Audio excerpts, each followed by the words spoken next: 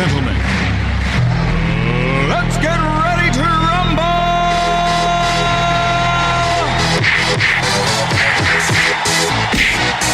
Le moment débat. Y'all ready for this? Bonsoir Farah. Bonsoir. Merci d'être avec nous ce soir. Alors peut-être une première question justement pour lancer encore le débat. Une question assez classique. Est-ce selon vous la religion qui influence le droit ou le droit qui influence la religion ? Écoutez, c'est un tout petit peu les deux en même temps, en sachant qu'il faut savoir avant tout qu'à première vue, on peut quand même se dire qu'il n'y a aucun rapport entre la religion et le droit. Souvent, je donne à mes étudiants l'exemple du code de la route. Si vous arrivez à trouver un rapport entre la religion et le code de la route, je suis preneuse. Donc, il y a des hypothèses où religion et droit, c'est vraiment deux mondes qui sont complètement différents. Ensuite, il y a des hypothèses, effectivement, où il y a des conflits entre la religion et le droit.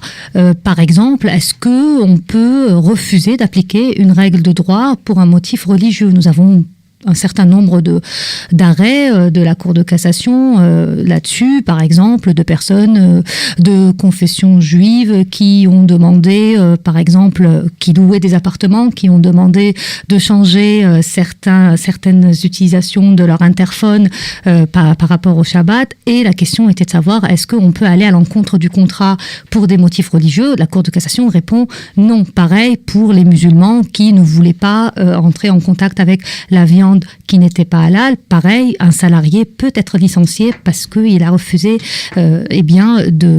d'appliquer son contrat de travail. Donc là, il y a un conflit entre la religion et le droit. Par contre, il y a aussi des hypothèses où c'est le droit qui va venir à l'encontre de la religion. Je pense par exemple au divorce. Dans la religion chrétienne, par exemple, le divorce est interdit, le droit l'admet. Je pense à l'homosexualité qui est interdite dans la religion, le droit l'admet aujourd'hui. Mais il y a des hypothèses également où droit et religion coïncident. Tu ne tueras point, le meurtre est aujourd'hui une infraction pénale. Donc, si vous voulez, droit et religion, ils ont des rapports assez particuliers parce qu'il y a des hypothèses où il n'y a aucun lien entre le droit et la religion. Il y a des hypothèses où c'est le droit qui va aller à l'encontre de la religion, où la religion va aller à l'encontre du droit et où ils vont coïncider. Mais après, je pense que le problème, c'est plus, comme disait monsieur tout à l'heure, un problème de définition, un problème de comprendre ce qu'il faut entendre par religion, ce qu'il faut entendre par laïcité, etc. Après, moi, j'ai quand même l'impression que les règles juridiques, elles sont un petit peu biaisées dans leur rapport à la religion. Et je pense aux lois récentes, tous les débats sur le port des signes ostensibles, des signes religieux ostensibles dans les écoles. Des gens qui ont porté des croix dans les écoles, il y en a eu beaucoup, ça n'a jamais fait beaucoup de débats. La question, elle est venue par rapport au voile.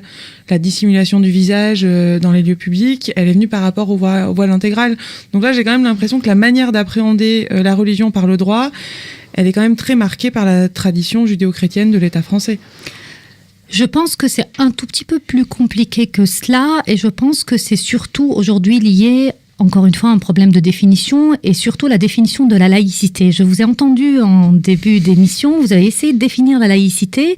Je ne suis pas certaine d'être d'accord avec vous lorsque vous dites que la laïcité, c'est exprimer sa religion dans l'espace privé. La laïcité à la française, en tout cas. La laïcité à la française, ce n'est pas ça. Parce que la laïcité à la française, c'est ce que dit la Constitution et c'est ce que dit la loi de 1905. Et la loi de 1905 dit, entre autres, que l'État français respecte les religions et que tout le monde a le droit d'exercer sa religion. Et ce n'est pas exercer sa religion uniquement dans son fort intérieur ou chez soi à la maison. Donc, je pense qu'aujourd'hui, on a véritablement un problème de compréhension de ce que c'est la laïcité. La laïcité, c'est la séparation de l'Église et de l'État. La laïcité, c'est la neutralité de l'État, c'est-à-dire que l'État ne peut pas avantager quelqu'un en raison de sa religion ou alors désavantager quelqu'un d'autre en raison de sa religion. La laïcité, ça ne veut pas dire qu'on ne peut pas exprimer publiquement sa religion. La laïcité, ça ne veut pas dire qu'on ne peut pas porter une croix en public. La laïcité, ça ne veut pas dire qu'on ne peut pas porter un voile en public. Ah mais moi je suis d'accord avec ça, mais j'ai l'impression que justement les lois récentes tendent à faire évoluer cette notion de laïcité. Parce qu'aujourd'hui, on comprend mal la laïcité. C'est ça le problème. C'est la raison pour laquelle, alors, vous avez évoqué par exemple la jurisprudence sur les crèches. La laïcité, ça signifie effectivement que dans les écoles publiques, on ne puisse pas, par exemple, apposer un crucifix dans les classes. Oui. Mais cela ne signifie absolument pas que des étudiants, par exemple, d'université ne puissent pas venir avec leur voile ou qu'un enseignant ne puisse pas venir avec son voile. La laïcité, ça ne signifie pas non plus, comme c'est aujourd'hui malheureusement le cas, qu'un licenciement soit justifié parce que des clients sont mécontents en raison du port de voile d'une salariée d'une entreprise. Ce n'est pas ça la laïcité. Et je pense que c'est quand même très intéressant de vous entendre parler lorsque vous dites la laïcité à la française. En tout cas, telle qu'elle est traduite dans les lois françaises. J'ai l'impression que c'est devenu ça dans les textes juridiques français, en fait. Non, c'est devenu comme ça peut-être dans la société française. Donc, pas dans les textes juridiques. Dans les textes, la laïcité, c'est la Constitution et c'est la loi de 1905. Ensuite, effectivement, il y a l'incrimination du port de la burqa avec une énorme hypocrisie de la part du législateur qui, on le sait tous, a créé cette incrimination uniquement pour interdire la burqa et qui vient nous parler de dissimulation de visage et nous évoque les personnes qui, pendant les manifestations, par exemple, portent des masques ou par exemple les personnes qui sont sur leur moto avec leur casque et qu'on ne voit pas leur visage. Évidemment, là, il y a une grosse hypocrisie. Donc là, je suis d'accord avec vous. Effectivement, on peut dire ça se traduit mal dans la loi, mais cela ne signifie pas que nous, on doit adhérer à cela et admettre qu'il y ait plusieurs laïcités. Il y a une seule laïcité. La laïcité, c'est la séparation de l'Église et de l'État. Et malheureusement, ce n'est pas ce qui se passe aujourd'hui. Après, toutefois, il y a quand même, suivant les États, des différentes conceptions de la laïcité, il me semble. Je sais qu'en France, on considère que la laïcité, du coup, c'est justement le respect de toutes les religions et englober toutes les religions avec chacun qui peut les exprimer. Il y a d'autres États, il me semble que c'est la Belgique, où c'est c'est considéré comme une branche des religions à part.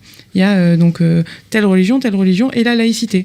On est dans l'une ou l'autre. Donc c'est vrai que c'est pour ça que je parle de laïcité à la française, parce que justement, ce terme-là, il n'est pas du tout retranscrit de la même manière suivant les États.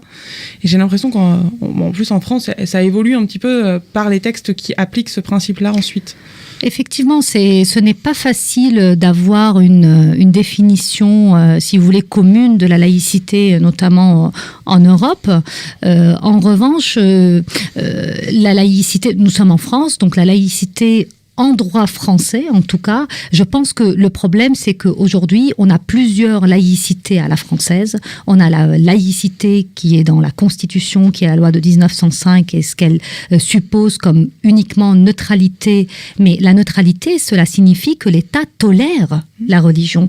Aujourd'hui, on a tendance à opposer laïcité, religion ou exercice de sa religion, expression de la religion et droit, alors que normalement, la laïcité est là pour tolérer. À l'origine, si la loi de 1905 a été votée, c'est tout simplement pour que tout le monde puisse exercer ou exprimer publiquement sa religion. Donc il y a une mauvaise compréhension de cela. Et juste pour répondre à votre question par rapport aux différents États, effectivement, nous n'avons pas partout en Europe la même conception de la laïcité.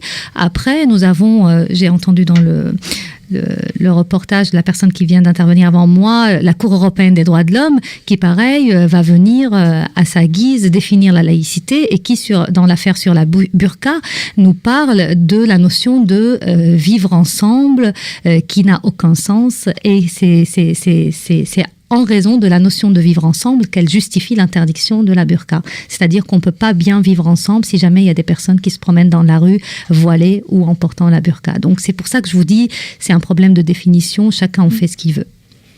J'ai une question. Les lois, c'est pas une entité neutre, hein, c'est nous qui les faisons, avec des députés, donc des humains comme nous.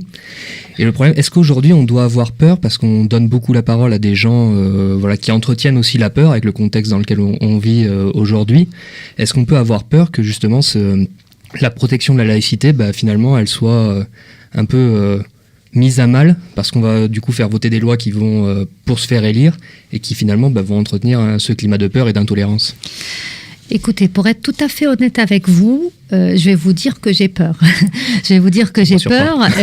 J'ai peur pas seulement pour la laïcité, j'ai peur pour notre état de droit en général. Vous avez évoqué le contexte actuel. Je pense que vous parlez de la lutte contre le terrorisme, ce que le législateur appelle aujourd'hui la guerre contre le terrorisme. Et je pense qu'aujourd'hui, malheureusement, tous les moyens semblent justifiés pour cette lutte contre le terrorisme au mépris de nos libertés fondamentales, que ce soit la liberté d'expression, que ce soit la liberté de religion, que ce soit n'importe quelle autre liberté.